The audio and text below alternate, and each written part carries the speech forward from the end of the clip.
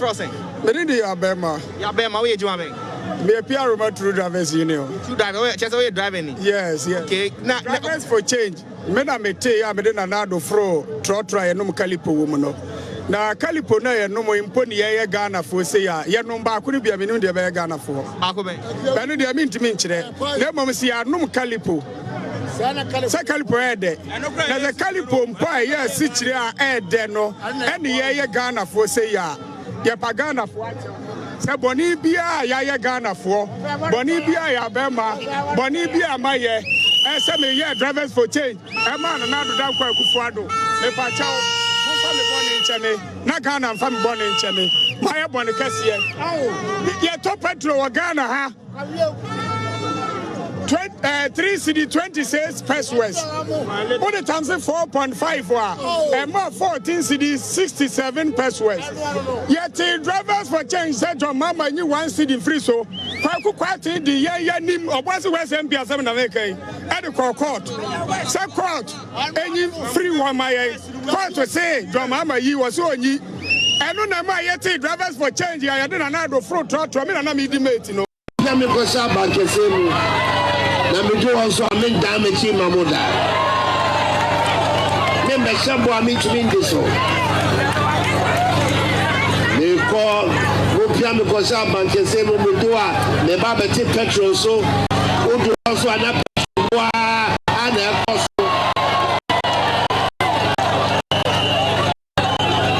Me ba beti near my so if say me ba me here for. There's one person crying here for a one. And then only get 1 city. I reckon. 1 city. I reckon. The Bia Boy day. I mean, you have to me to be. One of my answers here says she's power in the battle. So called better than she said, and it's coming by a good to go. Me free Chevy. Tell you who's here. Convener of the demonstration, Nana Akwesiawia, is now about to read the petition to the crowd. Your Excellency, our concerns in no particular order of importance are as follows. 1. The erratic supply of electricity nationwide. Dumso. The unreliable supply of potable water across the country, here in Accra itself. The ever depreciating value of the city, constant increases in taxes, inefficient revenue collection, very poor road networks, constant increments in utility tariffs, frequent increase in the prices of petroleum products, government's inability to make statutory payments timeously to schools, health facilities and other state institutions, government's inability to address labor-related issues on the timely basis, government's inability to exhibit decisive leadership in the fight against corruption, government's inability to kick out incompetent and non-performing appointees, the over-politicization of socio-economic issues along partisan lines. I have no doubt that this petition will receive the urgent attention it deserves, because we trust that your government is a listening government. Some selected media houses are being escorted to the Falstaff House, where the leaders will be presenting their petition to the president, Valerie Sawyer. And the leader is now about to address the crowd. Responsible governance. Responsible governance. We have given the president an indication that we want swift action. And so, if within a reasonable time we do not see change, we do not see results, we would gather again and embark on this constitutionally guaranteed right to protest. We shall do so till we see change. Where we all slept at the petrol station. So that's indication that, you know, you really need to get up and talk about it, because we cannot, as a nation that deserves so much more, come to this level. I'm working like a bull and I'm paying my taxes. The government got to work like a bull as well and make sure that my road is fixed, that I have electricity, that I have water. That is their job. It is not for me to tell the president how to fix the economy. If he didn't know how to fix the economy, why did he run for office? And as you can see, they are holding placards with various inscriptions and are lamenting over poor governance, general economic hardship, and widespread corruption in the Mahama-led government. Right. So I think yesterday would have been the 8th anniversary, or is it anniversary of the Occupy Flagstaff House demonstration. And you heard, the finance minister was in there. The things he was talking about at the time, have they really changed? Why are we still here and going on demonstrations?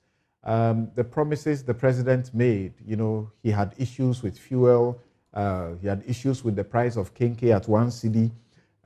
People are asking questions. Why are we still here? Why is nothing really changing that much? Things are just going up, never, coming down. After the Arise Ghana demonstration, as we understand, a number of, citizen, actions are going to take place. And the Coalition for Democratic Accountability and Inclusive Governance is being launched on Monday at 10 a.m. at the Coconut Grove Hotel here in Accra. And I understand, as they have written, that given the worsening socio-economic and governance challenges facing the country, a group of civil society organizations and pro-democracy individuals have come together to form the Citizens Coalition, a non-partisan political movement harnessing the democratic processes of mass education and mobilization to stem the dangerous trend and assure democratic renewal, economic and social justice. And I suppose on Monday, you'll be shocked to know the civil society organizations that have come together for this. Is there any civil society organization reputable that's not even part of it? So our question on Newsfile today, even though we have limited time, is, are these, citizen actions justified in a global economic crisis? Are they justified? So, Felix. Yes.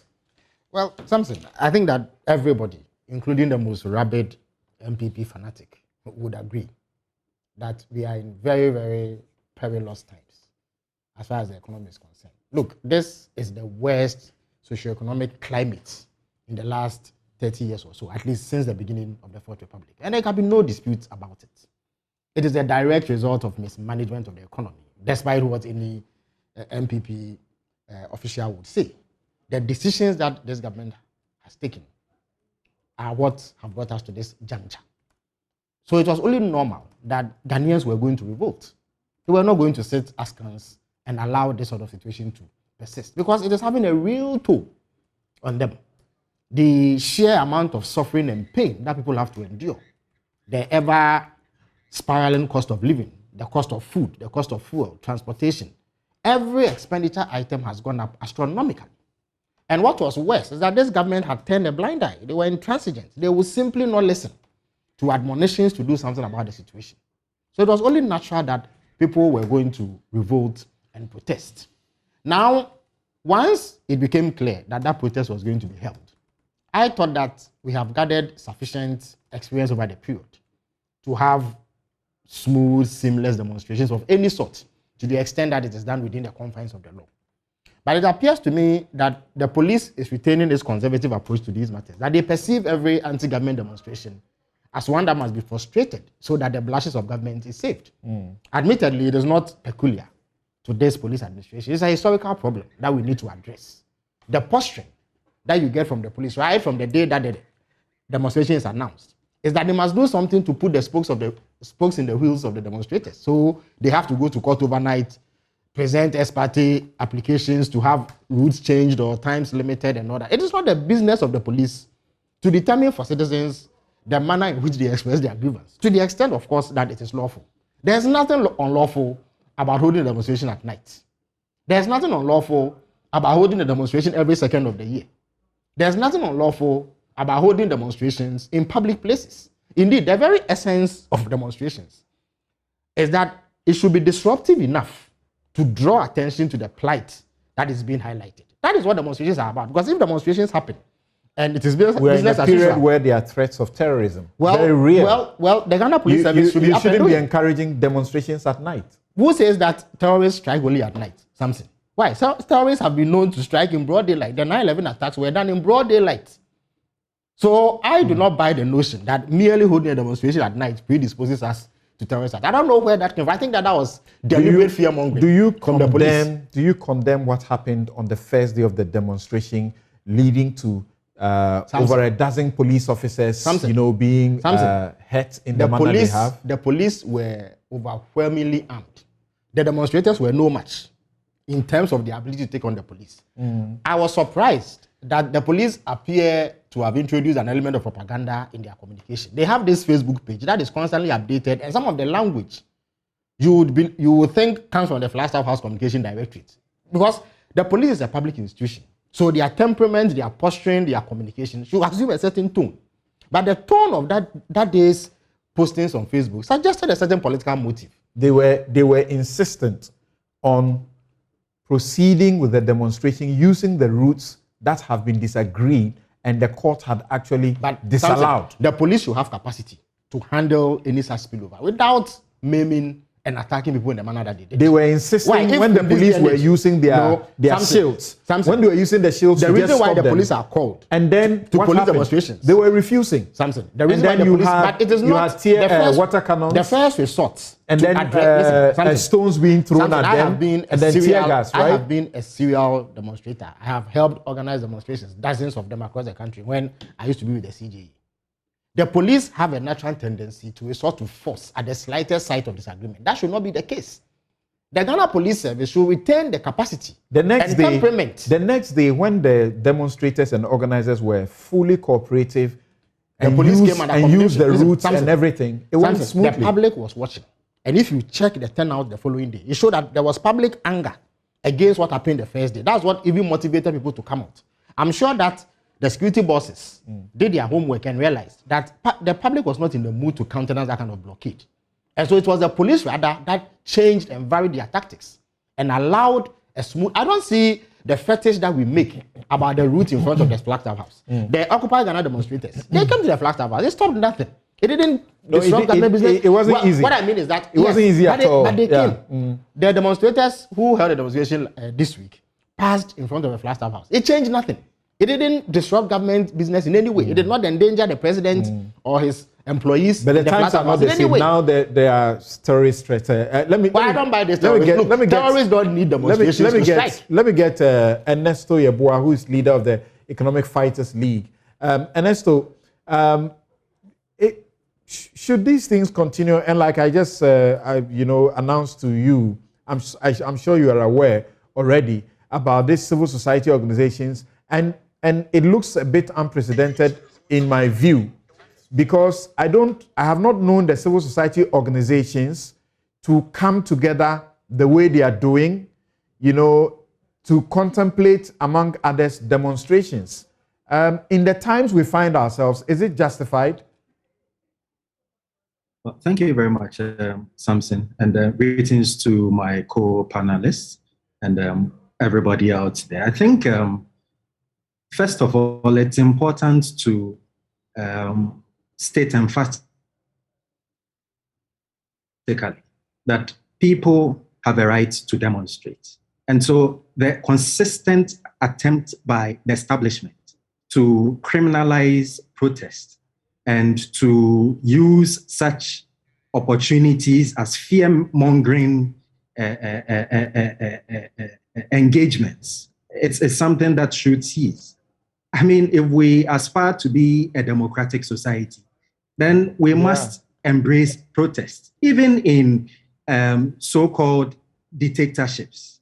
I mean, like in Uganda, they have demonstrations. They have occasion to embark on demonstrations. In fact, in China, where we are made to believe that they do not practice democracy, even though that's a very false, notion. You have a situation where citizens were able to embark on demonstration. You would recall the famous Tiananmen Square protest, where a protester actually stood in the way. Have I lost the next of a tanker machine and sought to stop it.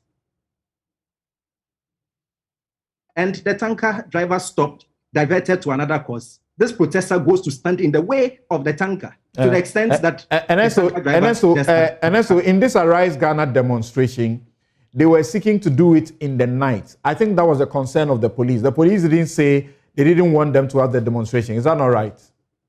Thompson, there is absolutely nothing wrong with the capacity to coordinate a peaceful demonstration. In fact, we should be thankful that young people in this country, despite the anger, are not resorting to spontaneous demonstrations, because that is what the era calls for. It calls for spontaneous demonstrations. No, but our laws don't allow spontaneous demonstration. You need at least five days notice. That's why I'm saying we should be thankful. We should be thankful. So by subjecting themselves to this 5-day notice and all of that, this choreography is something that should tell you that the protesters were not out there to, as it were, cause mayhem, destroy property, as they are being, portrayed. But eventually they did. That said, well, those are very negligible. In fact, why? Demonstrations, things happen. And with what I saw, I think there's an attempt to, as it were, exaggerate the commotion.